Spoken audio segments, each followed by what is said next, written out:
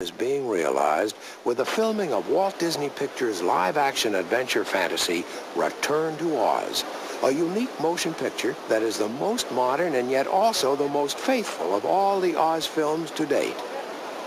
Here on the plains of Salisbury, England, Dorothy's Kansas was recreated for Return to Oz, while in London, most of the filming took place on spectacular sets where technicians created the Wonderland of Oz in the way L. Frank Baum envisioned it so many years ago. Return to Oz brings Dorothy back to an Oz that is not at all the way she left it. No, Bellina, you don't understand. This was the yellow brick road. Oh. It leads to the Emerald City. Drawing upon the second and third books in the Oz series, director Walter Murch has assembled an innovative production team to create a film faithful to Baum's vision. Nicole Williamson, Jean Marsh, Piper Laurie, and Fruza Balk star in Return to Oz. It's a film that is based on books written by L. Frank Baum. It tells the story of how Dorothy goes back to Oz for the second time and what she encounters there in a whole different set of adventures. I like to think of it, though, as a sequel, really, a sequel to One Side, in a sense. It's not a musical. It has a different set of characters in it. It is using film techniques that have been developed over the last 45 years since that the previous Judy Garland film was made. Murch spent 3 years in planning and researching Return to Oz. Using animatronics and clay animation, the result is an adventure fantasy that blends the realistic with the surreal.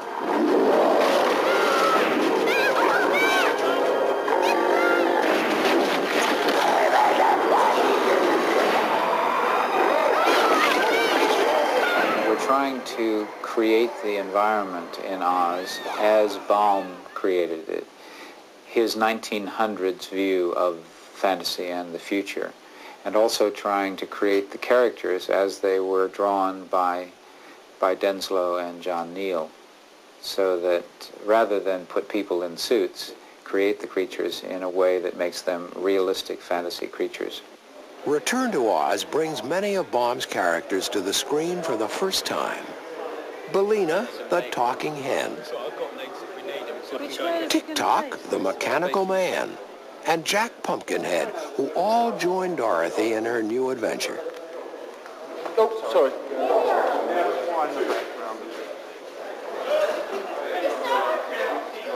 Another of Baum's creations is the Gump, obviously a favorite of director Walter Murch. The Gump is a moose head brought to life by Dorothy to escape from the wicked Princess Mombi. The creatures in Oz, we've decided, had to be created in a similar way to the way we did the creatures in The Dark Crystal, or the way Yoda was done in The Empire Strikes Back. A way of creating or bringing to life a personality of a character by using some puppetry techniques and some radio control and mechanical linkage techniques and everything that we've learned down through the last 20 years about movie making to be able to bring a personality to life that just doesn't exist in reality. Does it feel very heavy on you? Well, most of the designs are based on the original drawings from the Oz books, with slight changes, and then we worked pretty closely with Walter, and he had a really good idea of what he wanted, and fortunately was able to get that across to us. Here we see everyone's favorite lion brought to life by the magic of remote radio control.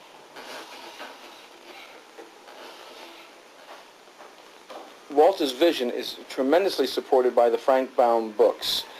Costumes, the creatures, even the sets, in many ways are influenced by the plates, the illustrations in the original Baum books. And Lyle Conway, for example, who designed the animatronic creatures in the picture, a lot of his inspiration, in fact, a tremendous amount of the inspiration came from these books. Just to your right. The lion's head is fully mechanized, while an actor performs the body movements. Look down a bit.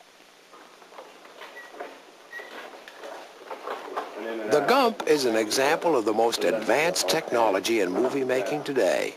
A simple, charming character, it still takes a team of experts to bring it to life. There's a jaw, which has got a side-to-side. The Gump is a fully mechanical character. It's all cable operated, and you've got about 20 feet of cable on the Gump. And the performers are out of sight behind scenery or just off the camera. Tick-Tock is radio controlled. His head is all radio controlled with a performer inside. He's probably the most difficult one to perform in because you're doubled up with your head between your legs. Tick-Tock is smart. He's smart. Because he could think, and he said to Dorothy, "Don't be afraid, the wheelers do not harm." So then Dorothy wasn't afraid. And Tick-Tock could do anything, but he couldn't do anything when he's not wound up.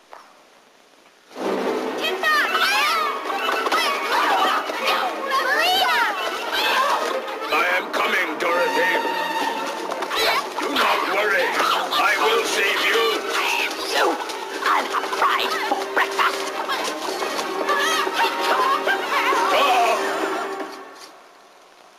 Oh dear.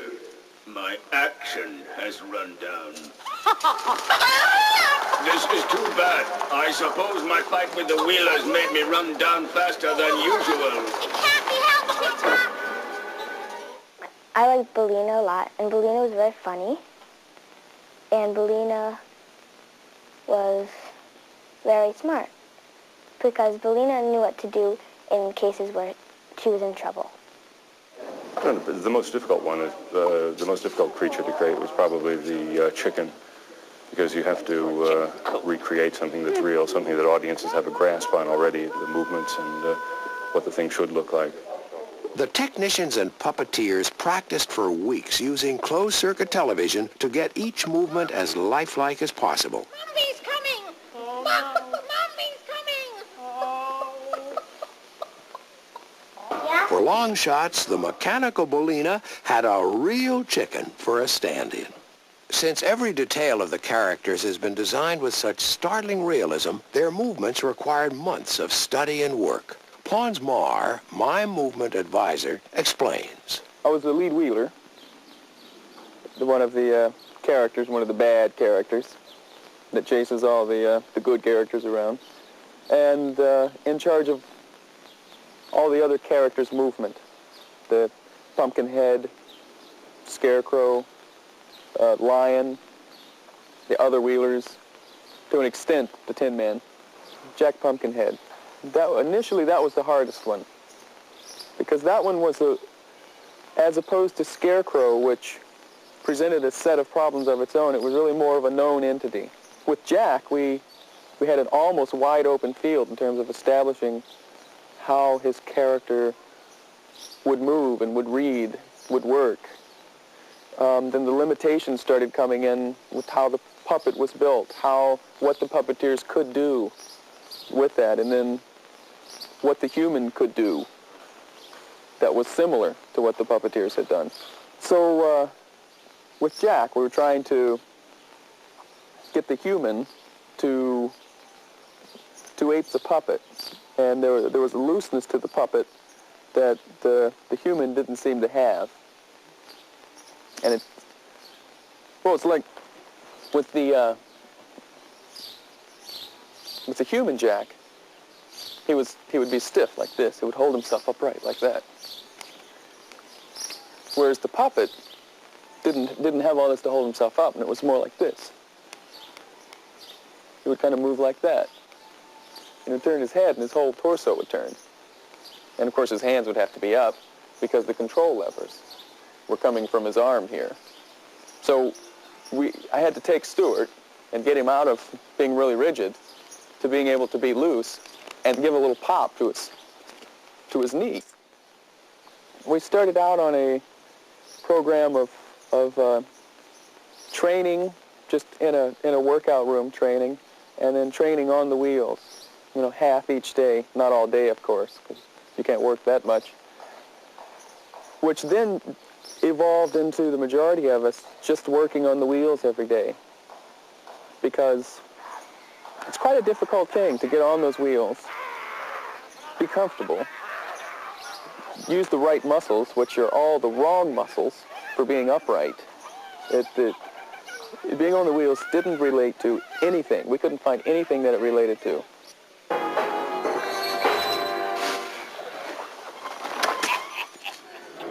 You run up the stairs. I will take care of them.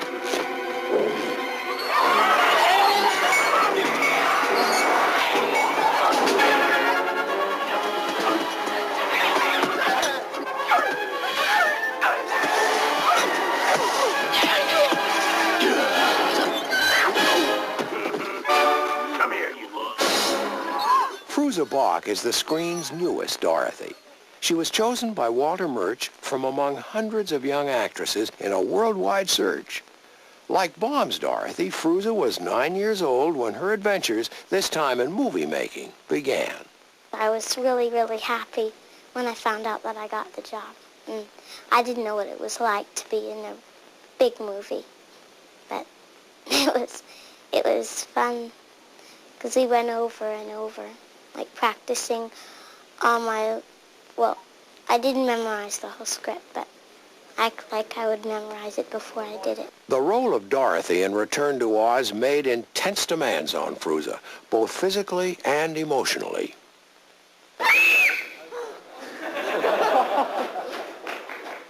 Well, I did all my own stunts. I did every one of my stunts, even when we were doing the water scene in the lake and stuff. But the stuntman said, you gotta go for it, and you're gonna make it because there's people down there, and don't worry because it's all arranged.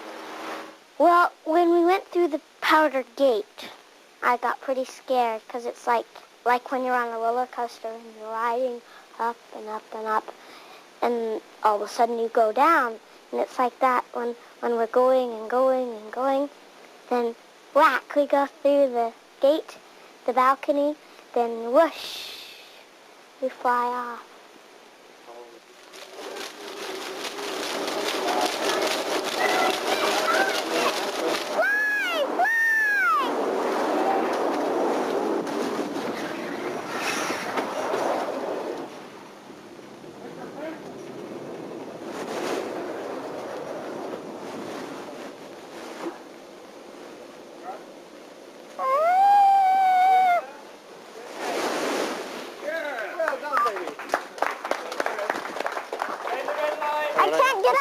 Let's get the safety harness off. Lift your little self up, Miola. I hope we're not doing that again, are we? No, baby. Well, it was like dum, dum, dum, dum, a little bit higher each time. And when I came down, my stomach was still in the air because I was coming down so fast. It was fun, though.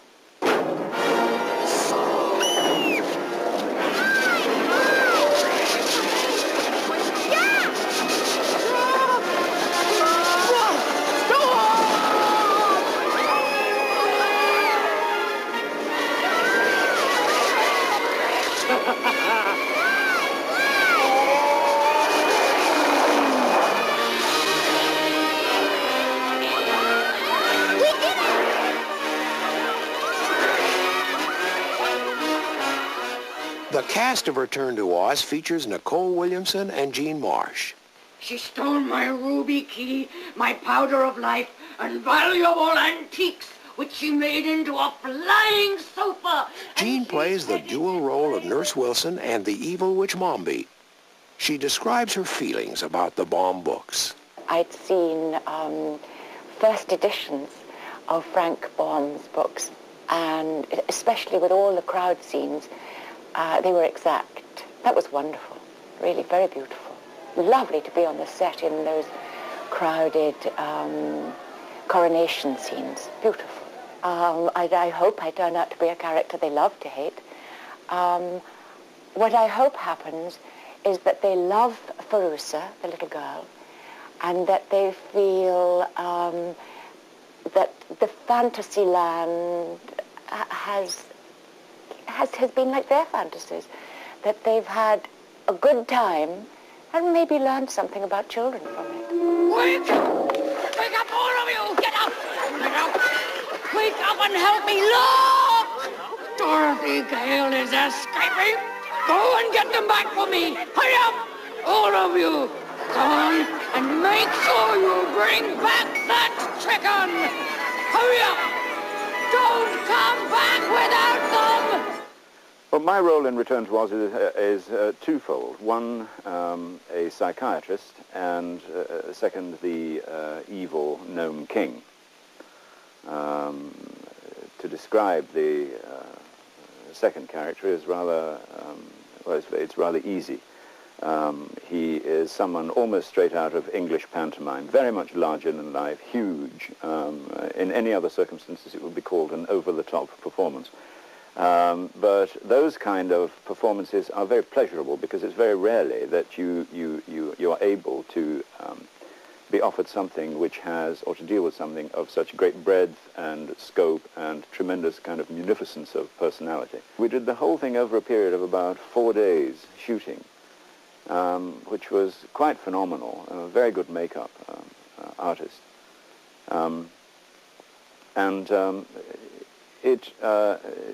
It left only the eyes, just merely the eyes. Everything else was just built on ridges of rock-like structure. Even the hair, everything in toto, hands. So it was built on in stages, and it took about 5 hours. Why did you come here? I told you why.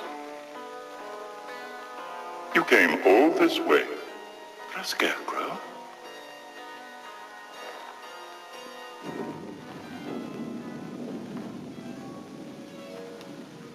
Are you sure you didn't come back for these? My ruby slipper! No. My ruby slippers. They just fell out of the sky one day. You were so anxious to get home. Well, I'd like them to think, well, wow, that was a great movie. And to tell other friends about it and say, oh, I went to see this movie, it's really good. Not only me, but all the other people, like, that had put in so much effort into it. They were the original and almost to this day a uniquely American kind of fairy tale. And that was what Baum set out to achieve, and he did achieve it. And just looking back, I can't think of anyone else to lay alongside him. There have been many, many wonderful children's stories written by Americans, obviously, but they are not fairy stories the way Oz is, or really some of the things that exist in the Oz books you can lay alongside stuff from very rich traditional cultures in Europe or other places, the Middle East. And you know, I think it's that. It's also his particular blend of fantasy and humor and adventure, which is timeless. Return to Oz, the land Baum created in a fantasy adventure only Walt Disney could bring to the screen.